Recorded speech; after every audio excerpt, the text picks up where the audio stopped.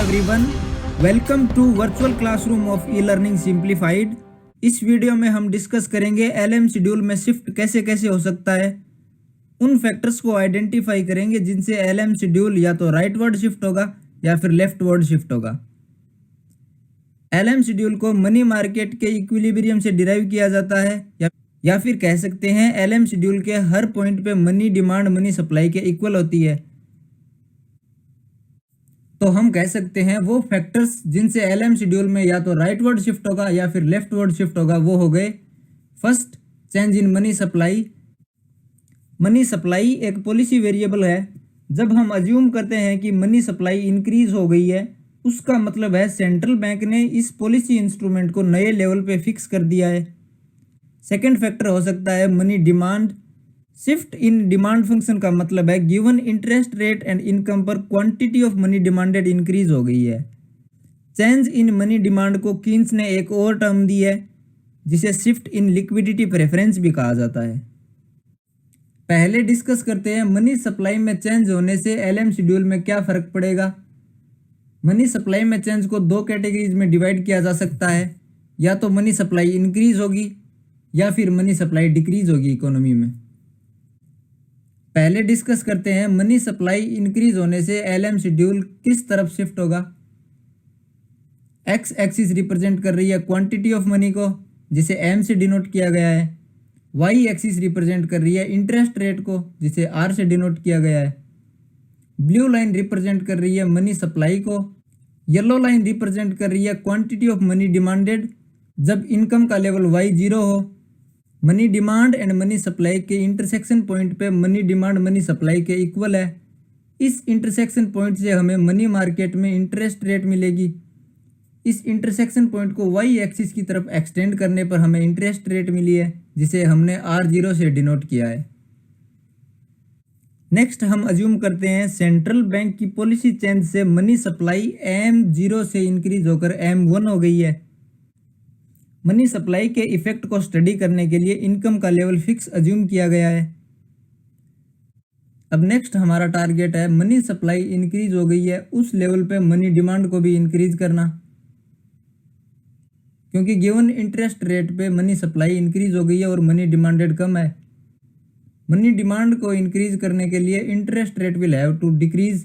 Interest rate and money demand के बीच में नेगेटिव रिलेशनशिप होती है। इंटरेस्ट रेट डिक्रीज होने की वजह से मनी डिमांडेड इंक्रीज हो जाएगी। मनी डिमांडेड इंक्रीज होने की वजह से फिर से इक्विलिब्रियम एस्टैब्लिश हो जाएगा। जो नया इक्विलिब्रियम एस्टैब्लिश हुआ है, जिसे हमने बी पॉइंट से डिनोट किया है, वहाँ पे इंटरेस्ट रेट हो गई R1। यहाँ पे हम क्लियरली देख सकते हैं इनकम का लेवल Y0 ही है। हम डायग्राम में देख सकते हैं इनकम का लेवल फिक्स ही है, इनकम का लेवल Y0 ही रखा हुआ है, लेकिन इक्विलिब्रियम पॉइंट है इंटरेस्ट रेट का, वो R0 से डिक्रीज होकर R1 हो गया है। अब देखते हैं गिवन इनकम लेवल Y0 पे इंटरेस्ट रेट R0 से डिक्रीज होकर R1 होने पर एलएम शेड्यूल में क्या फर्क पड़ेगा। एक्स एक्सिस रिप्रेजेंट कर रही है इनकम को, वाई एक्सिस रिप्रेजेंट कर रही है इंटरेस्ट रेट को। R0 Y0 हमारा इनिशियल पॉइंट है, जिसे लेफ्ट हैंड डायग्राम में हमने ए से डिनोट कर रखा है। यहाँ पे भी ये ए पॉइंट हो गया, तो यहाँ से एलएम शेड्यूल हमारा डिराइव होगा, क्योंकि एलएम शेड्यूल के हर पॉइंट पे मनी डिमांड मनी सप्लाई के इक्वल होती है। ये हमारा इनिशियल एलएम का हो गया, जिसे LM0 से डिनोट कर रखा है। अब गिवन इनकम लेवल जो हमारे एग्जाम्पल में Y0 है, उस इनकम लेवल पे इंटरेस्ट रेट R0 से डिक्रीज होकर R1 हो गई है। इससे एलएम शेड्यूल में इंटरेस्ट रेट है वो R0 से डिक्रीज होकर R1 हो गई है। एलएम शेड्यूल में हम इंटरेस्ट रेट एंड इनकम का कॉम्बिनेशन आइडेंटिफाई करते हैं, जहाँ पे मनी डिमांड मनी सप्लाई के इक्वल हो। तो नए equilibrium combination R1 and Y0 से जो एलएम शेड्यूल निकलेगा उसको हमने इंडिकेट किया है LM1 से। हम कह सकते हैं मनी सप्लाई जब इंक्रीज होती है तब एलएम शेड्यूल डाउनवर्ड शिफ्ट हो जाता है। नेक्स्ट देखते हैं मनी सप्लाई में डिक्रीमेंट होने से एलएम शेड्यूल में कैसे शिफ्ट होगा, राइट वर्ड शिफ्ट होगा या फिर लेफ्ट वर्ड शिफ्ट होगा। देखते हैं एक्स एक्सिस पे क्वांटिटी ऑफ मनी है, जिसे एम से डिनोट किया गया है। वाई एक्सिस पे इंटरेस्ट रेट है, जिसे आर से डिनोट किया गया है। ब्लू लाइन रिप्रेजेंट कर रही है मनी सप्लाई को, येलो लाइन रिप्रेजेंट कर रही है क्वांटिटी ऑफ मनी डिमांडेड जब इनकम का लेवल y जीरो हो। Money demand and money supply के इक्विलिब्रियम पॉइंट से मनी मार्केट में इंटरेस्ट रेट डिटरमाइन होती है। तो इस इंटरसेक्शन पॉइंट को y एक्सिस की तरफ एक्सटेंड करने पर हमें इंटरेस्ट रेट मिलेगी, जिसे हमने R0 से डिनोट किया है। अब अज्यूम करते हैं सेंट्रल बैंक की किसी पॉलिसी से मनी सप्लाई M0 से डिक्रीज होकर M1 हो गई है। नेक्स्ट हमारा टारगेट है गिवन इनकम लेवल पे क्वांटिटी ऑफ मनी डिमांडेड को डिक्रीज करना, ताकि फिर से मनी मार्केट इक्विलिब्रियम एस्टैब्लिश किया जा सके। Interest rate and money demanded के बीच में नेगेटिव रिलेशनशिप होती है,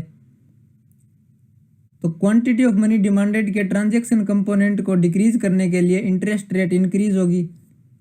इंटरेस्ट रेट इंक्रीज होने से quantity of money demanded decrease हो जाएगी और फिर से इक्विलिब्रियम एस्टैब्लिश हो जाएगा। तो हमने देखा गिवन इनकम लेवल पे इंटरेस्ट रेट R0 से इंक्रीज होकर R1 हो गई है। तो देखते हैं इस कॉम्बिनेशन में चेंज आने से LM शेड्यूल में क्या इफेक्ट पड़ेगा। एक्स एक्सिस रिप्रेजेंट कर रही है इनकम को, वाई एक्सिस रिप्रेजेंट कर रही है इंटरेस्ट रेट को। R0 Y0 इनिशियल पॉइंट था जब मनी सप्लाई में कोई चेंज नहीं हुआ था, या फिर कह सकते हैं जब मनी सप्लाई का लेवल M0 था। ये दोनों ग्राफ्स का A पॉइंट है जहाँ पे R0 Y0 कॉम्बिनेशन ले रखा है। तो इस पॉइंट पे मनी डिमांड मनी सप्लाई के इक्वल है। तो यहाँ से हमारा इनिशियल LM कर्व कंस्ट्रक्ट होता है, जिसे हमने LM0 से डिनोट किया है। अब गिवन इनकम लेवल Y0 पे इंटरेस्ट रेट इंक्रीज हो गई है। इनकम का लेवल Y0 था, लेकिन इंटरेस्ट रेट R0 से इंक्रीज होकर R1 हो गई है। इंटरेस्ट रेट इंक्रीज होने की वजह से LM कर्व है वो अपवर्ड शिफ्ट हो गया है, जिसे हमने LM1 से डिनोट किया है। जब मनी सप्लाई डिक्रीज होती है तब LM कर्व अपवर्ड शिफ्ट होता है।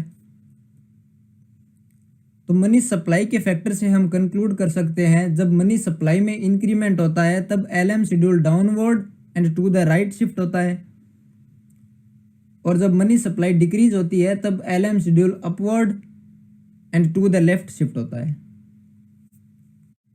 नेक्स्ट फैक्टर है shift in money demand function. पहले देखते हैं money demand function upward shift होने से LM शेड्यूल राइटवर्ड शिफ्ट होगा या फिर लेफ्टवर्ड शिफ्ट होगा। एक्स एक्सिस पे क्वांटिटी ऑफ मनी डिमांडेड है, वाई एक्सिस पे इंटरेस्ट रेट है। ब्लू लाइन रिप्रेजेंट कर रही है मनी सप्लाई को, येलो लाइन रिप्रेजेंट कर रही है क्वांटिटी ऑफ मनी डिमांडेड जब इनकम का लेवल Y0 हो। इन दोनों के इंटरसेक्शन पॉइंट से हमें इंटरेस्ट रेट मिलेगी। इस इंटरसेक्शन पॉइंट को Y एक्सिस की तरफ एक्सटेंड करने पर जो इंटरेस्ट रेट मिली है उसे हमने R0 से डिनोट किया है।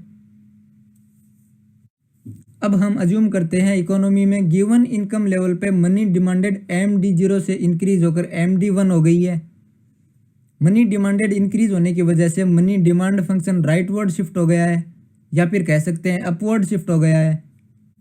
मनी डिमांड को मनी सप्लाई के इक्वल करने के लिए इंटरेस्ट रेट बढ़ेगी इकोनॉमी में, क्योंकि interest rate and quantity of money demanded के बीच में नेगेटिव रिलेशनशिप होती है। इंटरेस्ट रेट R0 से इंक्रीज होकर R1 हो गई है, लेकिन इनकम का लेवल Y0 ही रहा है। तो देखते हैं इसे LM कर्व में क्या चेंज आएगा। R0 Y0 हमारे इनिशियल पॉइंट्स हैं जहाँ से हमने LM कर्व को डिराइव किया है और LM0 से इसको डिनोट किया है। अब मनी डिमांड इंक्रीज होने की वजह से गिवन इनकम लेवल पे इंटरेस्ट रेट भी इंक्रीज हो गई है। इंटरेस्ट रेट एंड इनकम का कॉम्बिनेशन भी चेंज हो गया है। पहले इक्विलिब्रियम पॉइंट A पे था, लेकिन मनी डिमांड बढ़ने की वजह से इक्विलिब्रियम पॉइंट B हो गया है। इस वजह से LM कर्व अपवर्ड शिफ्ट हो गया है। तो हम कह सकते हैं मनी डिमांड में अपवर्ड शिफ्ट होने से LM कर्व में भी अपवर्ड शिफ्ट होता है। नेक्स्ट देखते हैं मनी डिमांड फंक्शन में डाउनवर्ड शिफ्ट होने से LM शेड्यूल कैसे शिफ्ट होगा। एक्स एक्सिस पे वही क्वांटिटी ऑफ मनी दे रखी है, वाई एक्सिस पे इंटरेस्ट रेट है। Money demand and money supply के इक्विलिब्रियम पॉइंट से इंटरेस्ट रेट डिटरमाइन होगी मनी मार्केट इक्विलिब्रियम में। अब हम अज्यूम करते हैं गिवन इनकम लेवल Y0 पे मनी डिमांड MD0 से डिक्रीज होकर MD1 हो गई है। नेक्स्ट हमारा टारगेट है मनी डिमांड को मनी सप्लाई के इक्वल करना। गिवन इनकम लेवल पे मनी डिमांड को इंक्रीज करने के लिए इंटरेस्ट रेट डिक्रीज करनी पड़ेगी। Interest rate and money demanded के बीच में नेगेटिव रिलेशनशिप होती है। तो मनी मार्केट में इक्विलिब्रियम एस्टैब्लिश करने के लिए इंटरेस्ट रेट R0 से डिक्रीज होकर R1 हो गई है। इंटरेस्ट रेट डिक्रीज होने की वजह से इक्विलिब्रियम पॉइंट है वो भी चेंज हो गया LM कर्व का। तो हम राइट डायग्राम में देख सकते हैं R0 Y0 इनिशियल पॉइंट्स हैं जहां से LM कर्व कंस्ट्रक्ट हुआ था। इसे हमने LM0 से डिनोट किया है। गिवन इनकम लेवल Y0 पे इंटरेस्ट रेट R0 से डिक्रीज होकर R1 हो गई है। उसकी वजह से जहां से LM कर्व कंस्ट्रक्ट होना था वो पॉइंट A से चेंज होकर B हो गया है। यहाँ से जो कर्व डिराइव होगा उसे हमने LM1 से डिनोट किया है। तो हम देख सकते हैं जब मनी डिमांडेड फंक्शन में डाउनवर्ड शिफ्ट होगा तो LM कर्व में भी डाउनवर्ड शिफ्ट होगा। यहाँ से हम कंक्लूड कर सकते हैं मनी डिमांड फंक्शन है उसमें राइटवर्ड शिफ्ट होने पर LM शेड्यूल है उसमें भी राइटवर्ड शिफ्ट होगा, या फिर कह सकते हैं LM कर्व है वो लेफ्ट शिफ्ट हो जाएगा। सेकंड, जब डाउनवर्ड शिफ्ट होगा मनी डिमांडेड फंक्शन में तब LM शेड्यूल है उसमें भी डाउनवर्ड शिफ्ट होगा, या फिर कह सकते हैं LM schedule to the right shift हो जाएगा। If you enjoyed the video then hit the like button and don't forget to subscribe.